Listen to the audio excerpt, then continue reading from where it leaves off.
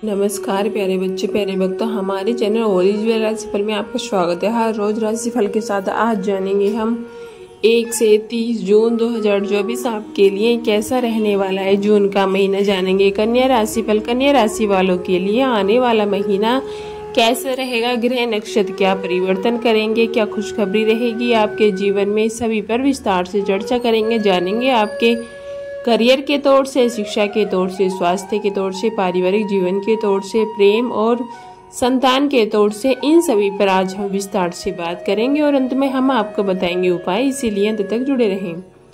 आइए जानते हैं आपके करियर के दृष्टिकोण से यह महीना आपके लिए कैसा रहने वाला है।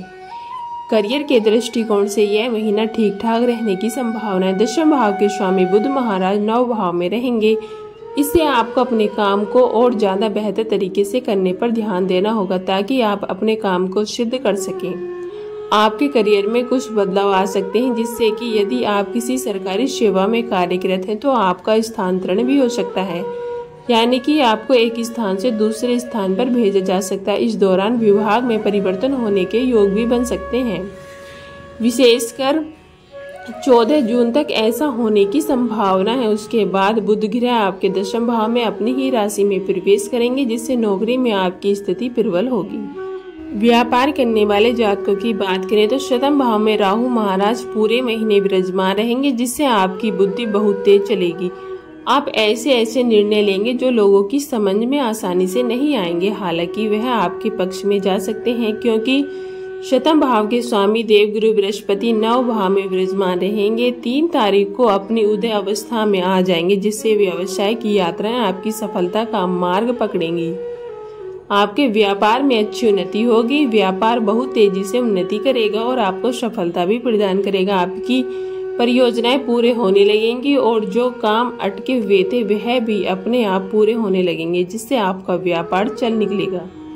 आइए जानते हैं आपकी आर्थिक स्थिति कैसी रहेगी। यदि आपकी आर्थिक स्थिति को देखा जाए तो यह महीना आर्थिक रूप से मध्यम रहने की संभावना है। सर्वप्रथम तो 6ठे भाव में शनि महाराज विराजमान रहेंगे, जो वहां से आपके दुर्दशा भाव को पूर्ण दृष्टि से देखेंगे। इससे आपके खर्चों में बढ़ोतरी होगी। आप किसी विशेष कार्य के लिए बैंक से लोन भी ले सकते हैं या किसी से उधार ले सकते हैं। इस दौरान कर्ज बढ़ने के योग भी बन सकते हैं। आपको हिसाब किताब लगाकर यह ध्यान देना चाहिए कि कितना कर्ज लेना आपके लिए अच्छा रहेगा। कहीं ऐसा न हो कि जरूरत से ज्यादा कर्ज लेकर आप बाद में उसे चुकाने के लिए परेशान रहो।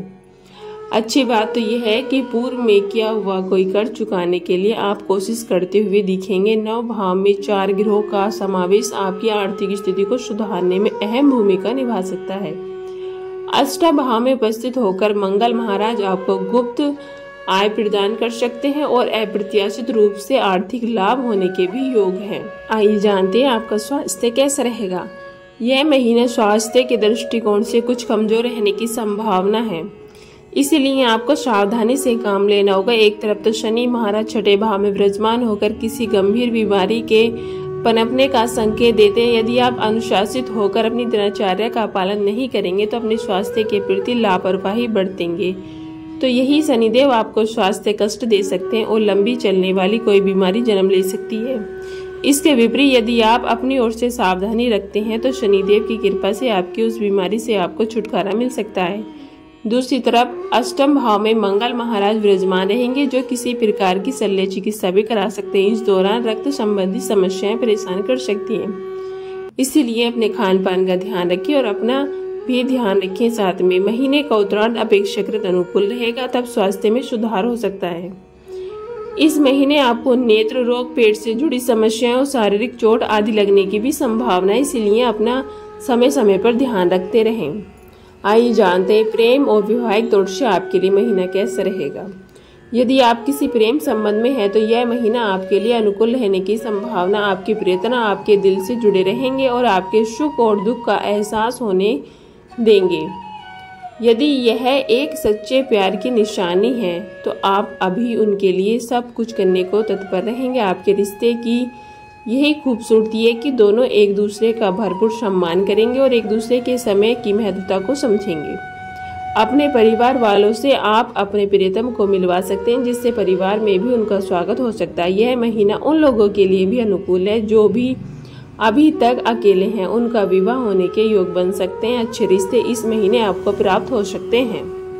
आइए जानते हैं आपका पारिवारिक तौर से महीना कैसा रहेगा। यह महीना पारिवारिक तौर पर मध्यम रहने की संभावना है। दूसरे भाव के स्वामी शुक्र महाराज 9 भाव में विराजमान रहेंगे, जिससे आप परिवार के साथ लंबी यात्राओं पर जा सकते हैं, देवी के दर्शन करने जा सकते हैं, खूबसूरत जगहों पर घूमने फिरने भी जा सकते हैं। परिवार के साथ समय बिताएंगे, जिसके लिए आपने पहले ही योजना बना रखी है।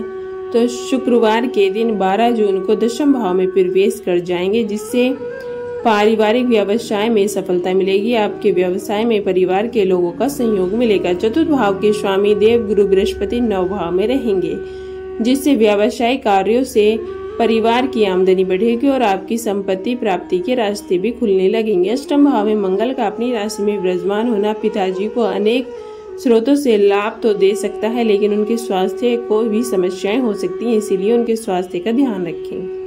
भाई बहनों से आपके संबंध बड़े मधुर बनेंगे, उनके साथ समय बिताएं। आइए जानते हैं उपाय। आपको शनिवार के दिन चींटियों को आटा डालना चाहिए। बुधवार के दिन किन्नरों से आशीर्वाद लें। शुक्रवार के दिन छोटी कन्याओं को सफेद मिठाई बांटें। बुधवार के दिन गौ माता को भीगी हुई साबुत मूंग अपने दोनों हाथों से खिलाएं।